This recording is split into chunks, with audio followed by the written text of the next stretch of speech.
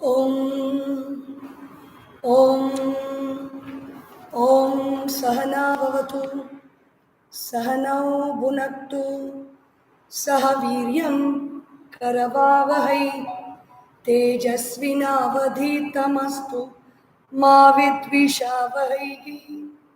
Om Shanti Shanti Shanti Harihi Om Shri Gurubhyo Namaha Harihi Om Om Narayanam Namaskritya Naram Chaiva Narottamam Devim Saraswatim Vyasam Tato Jayamudirayet Samasta Janakalyane Niratam Karunamayam Namami Chinmayam Devam Sadgurum Brahmavidwaram Sadgurum Brahmavidwaram Om Shri Chinmaya Sadgurave Namaha. Hari Om. Vyasaya Vishnurupaya Vyasarupaya Vishnave Namo Vai Brahma Nidhaye Vasishtaya Namo Namaha. Boliye Shri Veda Vyasa Bhagavan Ki Jai. Hari Om. We are on the seventh evening of Yaksha Prashna, which began last month, continuing today. So Yaksha is asking questions to Yudhishthira. We saw a list of 4 questions yesterday. Today's whole session will be about the 25th question. The 25th question is about the duties of a grihastha, the duties of a householder. What is the dharma or the responsibility of a householder? Yaksha uvacha indriyarthan anubhavan buddhiman lokapujitaha sammata sarvabhutanam uchvasan kona jivati. So very beautifully asked question. Ushvasan, ko ushvasan. Uchvasan means uttar shvasan. One who is breathing, kaha na jivati, but he does not live. Among the who is breathing and does not live, among the people, indriya artha anubhavan. Among the people who are experiencing this world through their 5 sense organs of seeing, hearing, tasting, smelling and touching. Through the 5 sense organs, people who are experiencing the world, indriyarthan anubhavan, constantly experience. Bhava means to be, anubhava means continuing to be in that state of experience. Buddhiman, a person who is using his intellect and functioning in this world. Lokapujitaha, one who is worshipped and respected by the world. The people of the world look up to him, they respect him for his achievements in the world. He is engaging in the world with his sense organs and the sense organs of action. Sammataha, sarvabhutanam. Sammataha means one who is very well regarded by, mata means opinion. One who is held in high opinion, in high respect. Samyak mataha sarvabhutanam, all living creatures. There are some people in the world who, ants become their friends. Every day they keep feeding the ants. There is a person whom I know in our own family. He has been feeding ants all his life. And every day he will go to a particular place in the terrace and give food. So black ants would come there and eat the food. Such a person, all his life he was doing that. When he died, and a swarm of black ants, the tiny ones, the ones that don't give any disturbance, they're very friendly. They don't bite or anything. The tiny ones, we call it Pillayar Erumbu in Tamil. Those ants, they came to over his body, they covered the body, they all stayed there for some time, And then they all left, as if, just like human beings who come to offer their final respects. So, Sarva Bhutanam Sammataha. There are many people like that who grow elephants, who grow peacocks, or who grow pigs, or who grow rats, or who grow birds. Even while living, those people, the birds are not afraid of that person. They come and sit on they peck on the ears, they sit in the shoulders, they sit all over the body, on the nose, they sit on the head, they fly, they come back. Such beautiful scenes we have seen. It is because of the love and the care that that person, that individual has given to those animals, birds or insects. Those animals in large numbers, they come and they live with them. Sammataha Sarva Bhutanam. Such people who are looked up with high regard by all creatures, all living creatures, even if they are living in that way, even if they are enjoying this world, being in a family, having a family, wife, children, and surrounded by relatives, even if they are having all the wealth and they enjoy this world, they constantly experience the best of this world. Buddhiman Loka Pujitaha. They are doing good work, they are doing great work in this world, and people of the world look up to them. Sammataha Sarva Bhutana. They are considered or looked up with high regard by all people, all living beings around the world. So it must be a really famous person. But even such a person is breathing, Ushvasan. Uchvasan. Kaha na jivati, but he does not live. Who is that person? The Yaksha is asking this. It's a very tricky question. It is a question that's related to the Pandavas also. They have got all the wealth is at their disposal, all the power is at their disposal, all the relationships is at their disposal. The Kauravas, including the Kauravas, all the relationships at their disposal. They are very considered in high regard by the world.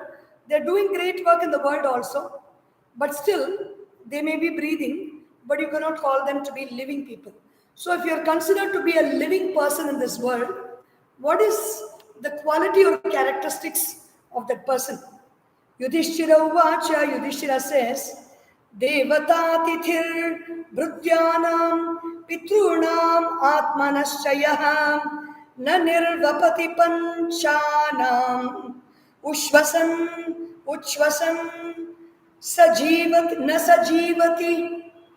The people, the householder who does not consider serving the Devata. Devata means gods. Devatas are people who have lived on this earth and who have graduated to the next loka. They will not come back to the earth for anything because they do not have any sinful actions to dissolve in this earth. So they don't take birth.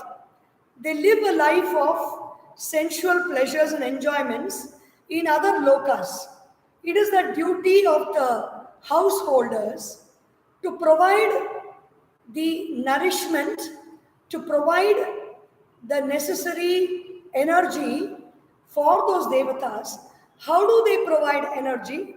By thinking about them, by remembering them, by lighting a lamp at home, by making the home and the surroundings very beautiful, by creating beauty through dance forms, art forms. Many people, I just recently saw a video of a man who has looked into the mirror, dressed himself like Sri Rama, and drawn the Rama Pattabhishekam on his own self and painted himself with that Rama Pattabhishekam picture looking at the mirror. So in some way or the other, we give our best whenever there's a music concert or there's a dance concert or painting exhibition or sports. If you always see in the Puranas, wherever there's some collective activity happening, it can be even a war. When the war between Devi and the Asuras, all the Devatas will be watching. Even if it is a sport. For example, when this Yudhishthira, the Pandavas and the Kauravas are making a demonstration of their battle skills in a big arena. All the devatas will be coming and watching. So wherever we don't need to think that, suppose in an auditorium or in a satsanga, where something divine and something beautiful is spoken. In that satsanga, 3 people may be sitting, or just 1 person may be sitting. There will be 1 speaker and 1 listener. And in such a big auditorium, one may wonder that actually there are nobody.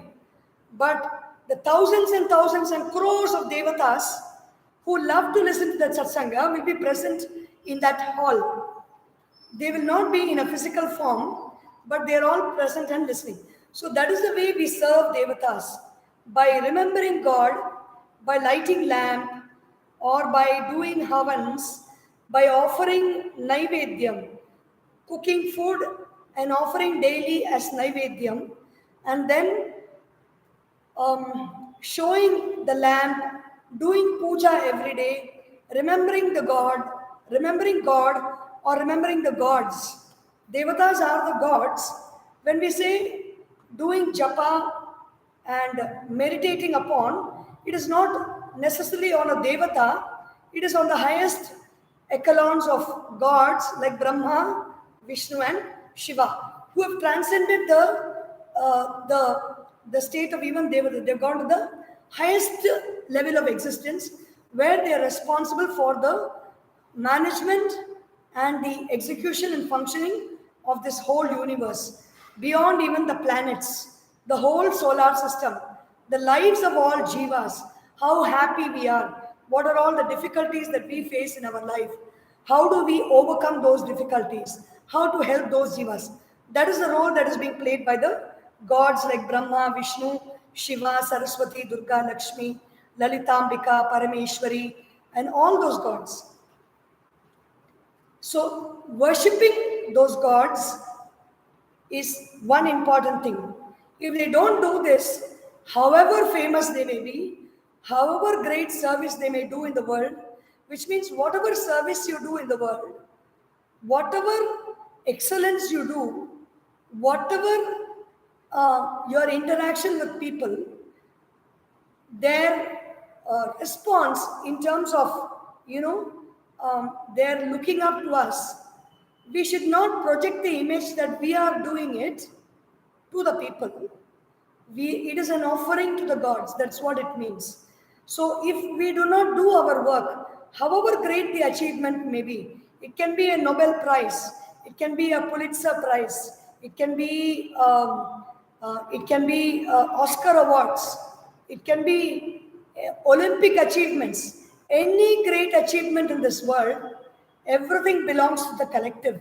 Here, God means not some form or some person whom we think is dressed up in this way and is in the heavens smiling at us. No. God means the collective. Because for any achievement, for a smallest achievement that we may do, it may be the achievement of coming first rank in the LKG class. So for coming first rank in the LKG class, it is no doubt a great achievement. But how many people are behind that?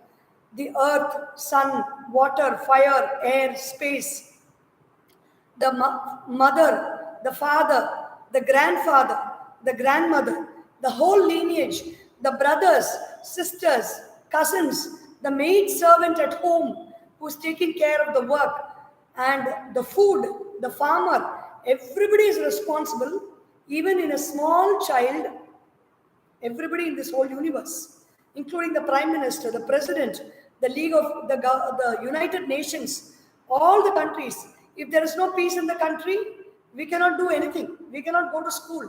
We cannot study hard. We cannot get good marks. So for everything, the collective is responsible. That is what we mean when we say, if you don't offer your work, offer your achievements to the gods. One way of offering the achievements is only remembering God every day, by lighting lamp, by praying, by chanting shlokas, by meditating, by thinking about that God, by drawing, by painting, by music, playing a musical instrument, or singing, or any work that we may do in office. So when we say we offer it to God, we offer it to the collective personality of this whole universe. Personification of this universe in an individual is God. Indriyarthan anubhavan. So, such a person, devata, if they are not worshipping devatas, if they are not worshipping atithi, atithi means the person who comes to your house without giving a date, saying, I'm coming to your house this date, this time, I want this to be prepared. Make nice payasam, make puri bhaji. They don't give you such instructions on the phone. They don't write letters and tell you. They just come and knock at your door. They may say Bhavati Bhiksham Dehi, or they may not say that. They may say, I am hungry, please give me food. Or Atithi basically means a sannyasi. A sannyasi is a person who has been given this authority to beg. If you say India is a poor country, there are many beggars in this country. No, everybody does not have the authority to beg. Everybody does not have the authority to just sit, relax, and get money from people and live their life. If you want to live such a life, you have to give up all your family, you have to give up all your possessions, you have to give up your right over this world. You have to humble yourself so low that you fall flat on the ground. Your clothes are nothing but plain white clothes which are soaked in red mud, dipped in red mud, and you wear it. That is called the Kashaya Vastram. That is the dress of a sannyasi. You wear such a dress and then you live a life of contemplation. From morning till night, the sannyasi has got no other work other than chanting Om and remembering that God, invoking that God for the welfare of this whole world. What does he do? He doesn't have anything to gain by invoking God, but he just takes care of the body for the sake of survival. Morning and night, he eats a little bit. He wears that gerua or the ochre clothes, and then his life is a life of meditation and mendicancy. Such a person is an atithi. For such a person, it is the duty of the society to take care of them. It is not that you embarrass them, you deride them, you defile them, you criticize them, saying that they're joblessly sitting. No, many a person in this world have bitten their fingers talking about sannyasis, especially people who are really very sincere in their sadhana and really working hard for the welfare of the world. It may look like they are just sitting doing nothing, but when they are sitting in meditation, when they are seated in meditation, remembering the Lord, remembering the self, remembering the heart of the universe, for the sake of the welfare of all the human beings, all the animals, for the sake of the welfare of this whole world, when somebody is sitting quietly in meditation, we should understand that they are doing the highest call. It's the highest calling of duty that one can do in this world. Such is the state of a sannyasi, the one who samyak nyasaha. Nyasa means one is attention. The word nyasa is attention. Placing attention on the whole is one meaning. That's also sannyasi. The one who gives up everything, gives up the authority to hold possessions, to hold people at their disposal, to hold situations at their command, to hold objects, to possess objects. They've given up that. They've given up the sankalpa, sarva sankalpa sannyasi. They have given up the sankalpa or the mental intention to have this, have that for their own self. So such a person is a sannyasi.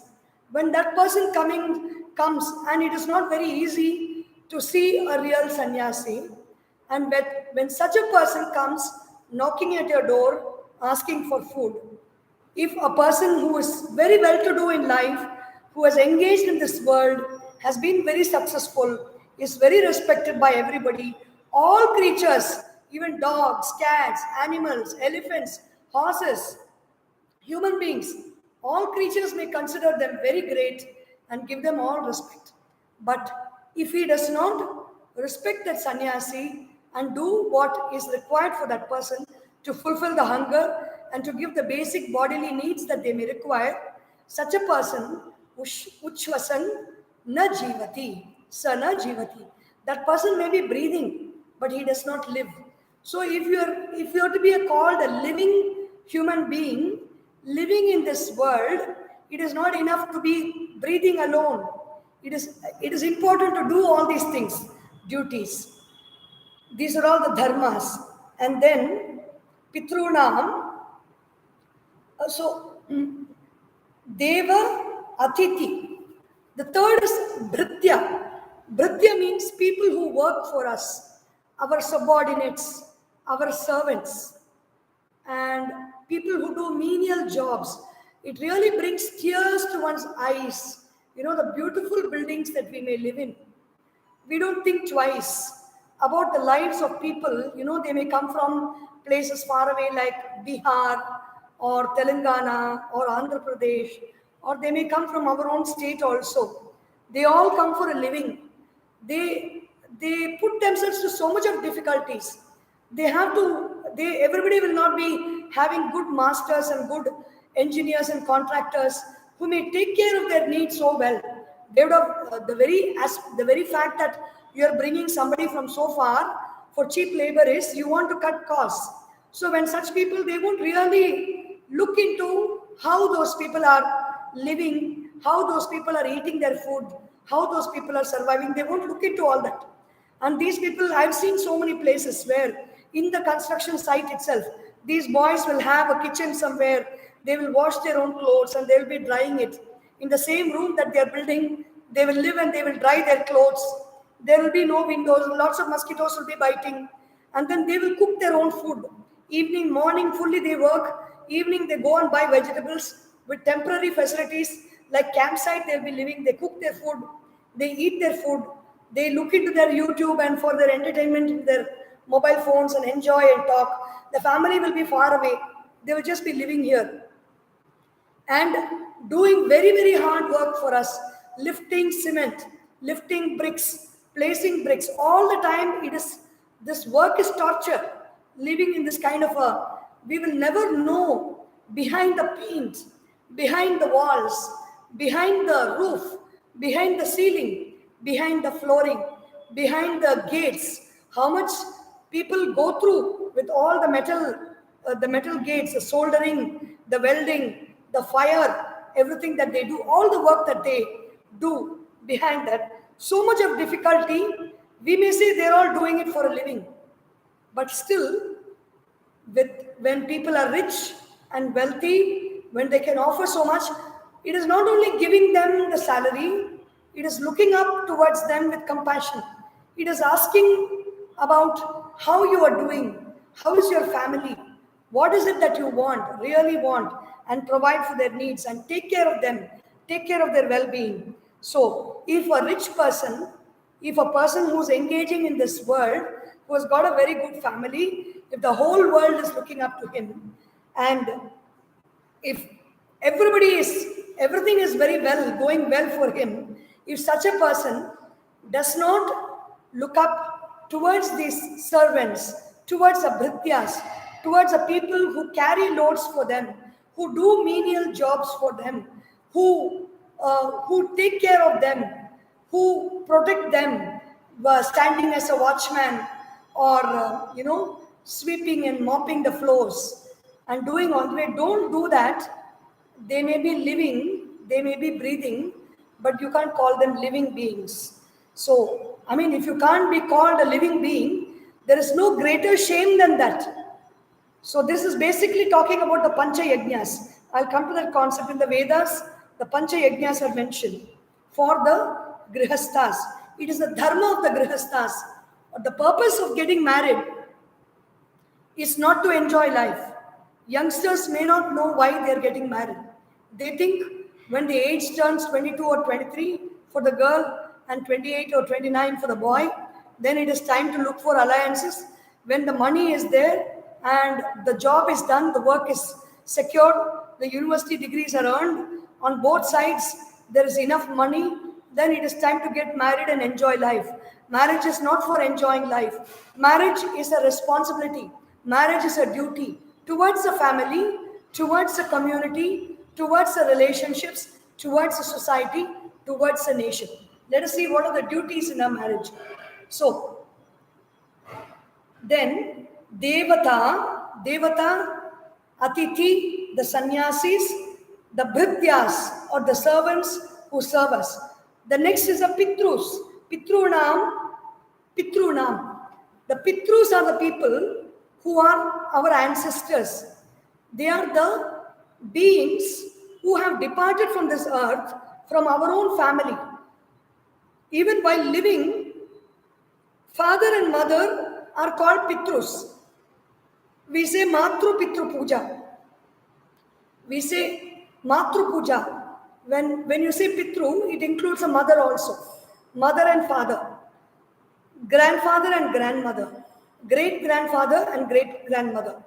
Great great grandfather, great great grandmother.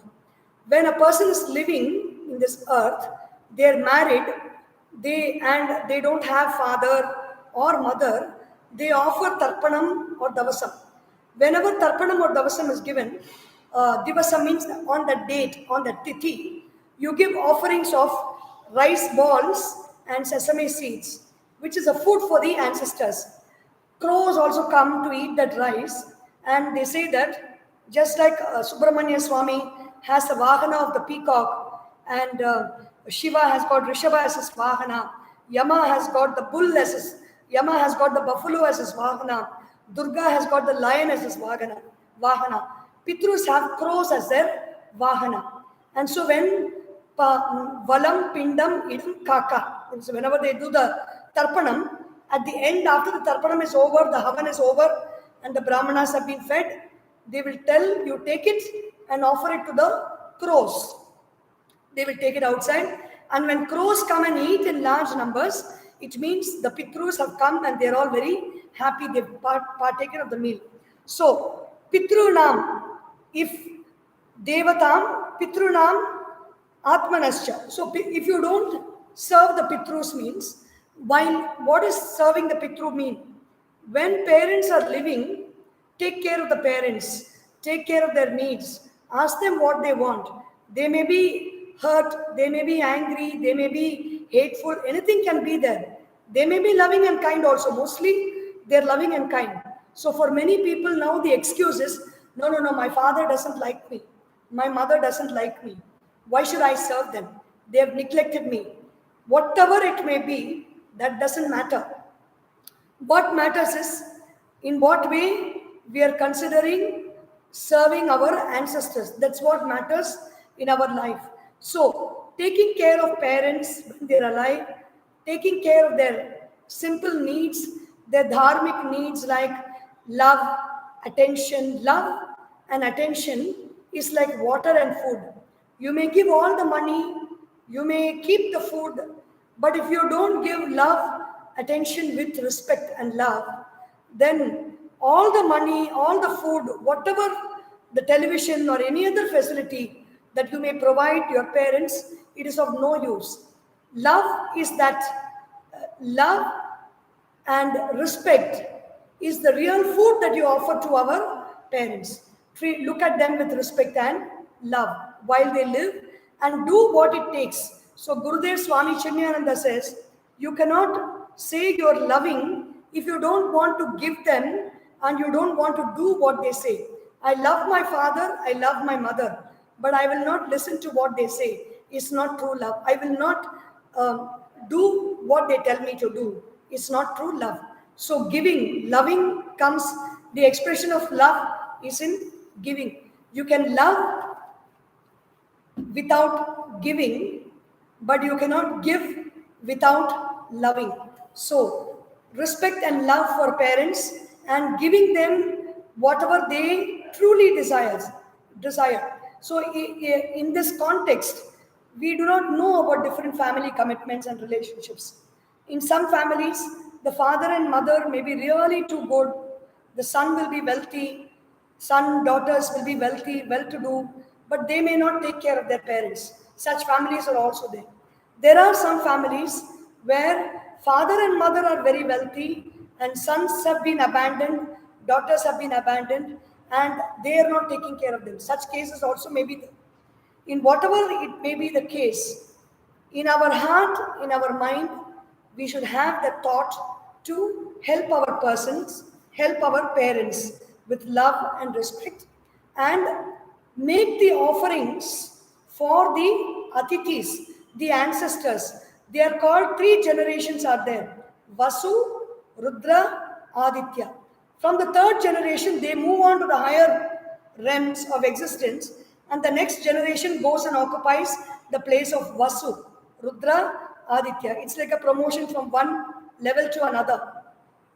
When we offer this tarpana, those people come to the earth. Even devatas, you don't need to. Even if you don't worship them, even if you don't light lamps, what will happen if you don't light lamps? You don't chant mantras at home. You don't worship with love and devotion. You don't offer naivedyam. You don't put kolam.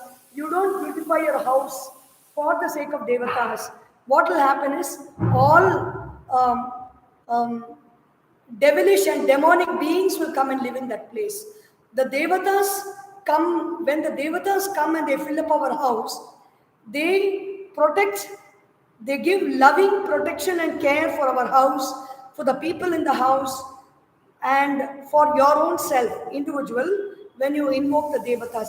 If we don't do that, then the house will be a free flowing place. Many houses in this world, in all countries you see, it is a place of it is very obvious that it's a place of demonic existence. How do we know that? When the house is so dirty, when the house is so messy, when clothes are strewn all around, when there's so much of rubbish and garbage spilling forth from every corner, there is cobwebs and dust everywhere. You, you don't need to listen to all this. You just have to enter into many places and see the squalor. It is not poverty. It is a demonic possession where when if you're normally healthy, neat, clean and tidy, your house will be somewhat healthy. Your house will be somewhat neat, tidy and beautiful if you're healthy. But if there's so much of poverty, there is so much of sickness, there is so much of mental depression, there's utter squalor around the place, and it is because we don't do the Devata Upasana properly. And so the whole place is possessed by demons, and it is a very dangerous way to live. So many difficulties in the family, untimely deaths, and the different types of diseases that people get, the skin diseases, the heart diseases, the diseases of the body, everything is coming out of demonic possessions in places where you don't keep the mental space pure, neat and clean and tidy by invoking the devatas and doing what we require to do. So, Pitruna, when we worship the Pitrus, they take care of us. The Pitrus are people who love us. They are, even though they don't live in physical presence in this world, even though they have departed from the physical body, they are constantly surrounding us. They go with us wherever we go. They see whatever we do. They are capable of seeing everything. And they don't interfere in our lives all the time.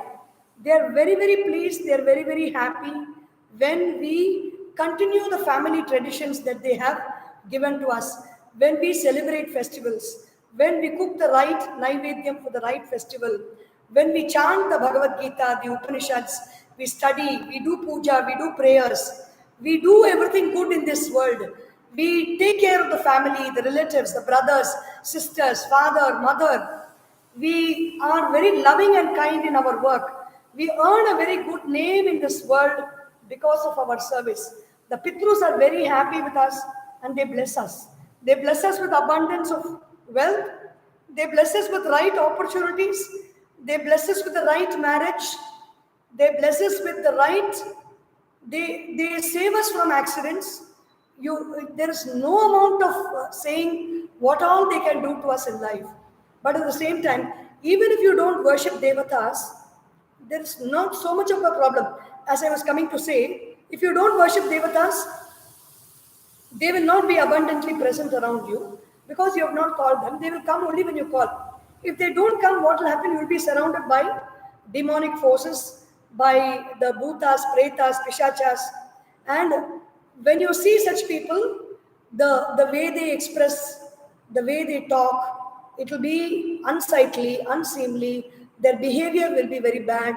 Their emotions will be very low and dull and depressed all the time. It is all a sign of demonic possession. But Pitrus it is not like that. If you don't worship devatas, it is okay. It is up to you to take care of your surroundings and your life. But if you don't worship your ancestors, ancestors will give us trouble. Why they give us trouble? Not because they're so mean and they hate you and all that. They give us trouble because we understand the language of pain only. Only when we have pain, we pay attention to our surroundings, we pay attention to our body, we pay attention to our relationships, we pay attention to our father, mother, children, family, everything. Only when we are hit by pain. If we don't feel pain, we just keep living a very carefree life. And so these Pitrus, they will, for every time, whenever it is a date of the Tithi, these Pitrus, because we may not be alert, they are living a life of alertness. They are living a life of compassion and love for their offsprings. They have been taking care of the children all their life. And so when they pass on, that quality of taking care has not left them. So they will come to your house, they will be present in your house, at your doorstep, waiting for you to call them in. Just imagine, if a person has come all the way from America to Chennai, to your house, and you don't open the door, they ring the calling bell, you know that they will come, and they have come, they are at the door, they are ringing the calling bell, you hear it, and you don't open the door, how angry that person will be, how hateful he will be. But Pitrus are not hateful. They come all the way from the Pitru Lokas for the sake of the individual, their family member who is living on the Pitru Tarpana days, expecting that they will offer. And when, because of some reason, you say, why I should offer? How does it mean that if I offer to a Brahmana here, it will go there? We don't ask this question. How does it mean that when I give money in a post office to send money order, how does the money reach somewhere else in another part of the country? We don't ask this question. But we say, when I offer to this Brahmana, when I offer an umbrella and rice and vegetables to this Brahmana, how will my father be happy? We ask such questions, and because of that, because of the arrogance, where we are not patient enough to listen to the answers, we don't try to listen to the answers, we don't do these things, or we do something that is not required to be done, something that we think is the best way to please our ancestors. And when we do that, these Pitrus who are coming, waiting outside your house to receive the offerings through whoever is being there, whoever is being sent there, whomever you have engaged to receive the offerings, they are receiving through them. If you don't do that, then they will curse. Devas will not curse, but ancestors will curse. And the curse is not because they're angry with you. The curse is so that you receive pain, you go through suffering, and then finally you realize that you should do this, and then you end up doing it. And when you do it, it is welfare, it is for your own welfare, welfare for the family, welfare for the lineage. So Pitrunam, if you don't do these things, you may be a rich person, you may be a great person, the whole world may praise you. Oh wow, what a great regional manager he is. What a wonderful person he is. How beautiful his house is. How much money he has earned. It doesn't matter at all. It matters nothing. It is like that fluff, that lint that falls off your dress. It is as stupid and as useless as that. All that you have. See, even when I'm talking about devatas, my voice was very calm, quiet. But when I'm talking about Pitrus, the angry expressions that are coming in the words, the loudness, is all the Pitrus are trying to convey this, saying, because in this world, even Kanchi Paramacharya, he says, he was very, very often stressing on the importance of doing Pitru Karmas well, on cremating, on giving a good cremation for people who are all dying without any relatives or family, meaning these dead bodies which do not have any claimants. These are all very, very important, not only for our family, for our whole society. Because all kinds of damages that we get, all kinds of difficulties that we face is because we do not individually and collectively, we don't take care of doing our Pitru Karma. It is very, very important. And if you don't do this, if that person doesn't do this, then he may be breathing, but he is not a living person. That means it is equal to dead, a dead man breathing. Sammataha sarvabhutanam ushvasan kona jivati. The last thing is very, very beautiful. This is about us, atmanascha. If I don't take care of myself, I don't take care of my own needs, I don't take care of my own health, I don't take care of my own mental well-being, I don't take care of my own sadhanas to purify my mind, I don't take care of my own expressions, how I am expressing myself in the world. Am I speaking sweetly? Am I doing good work? Am I helping others? Am I doing the right things? Am I reducing my amount of corruption in the society? Am I reducing the carbon footprint that I'm causing in the society? Am I reducing the garbage that I throw in the society? If I don't take care of all that, am I quietening my mind? Am I meditative? Am I peaceful? Am I calm? Do I realize myself? Do I work towards self-realization? If I don't do this, I may be breathing, but I am not a living person. So, if we don't work towards our own self-realization, we may be enjoying in this world, we may be very happy, everybody may praise us, wonderful things may happen, we may get great awards, we may have lots of wealth, lots of people around us. Uchvasan na saha na jivati. I may be breathing, but I don't live. I'm considered a dead person if I don't do these things. So we will meet again tomorrow for this beautiful text called Yaksha Prashna from the Mahabharata.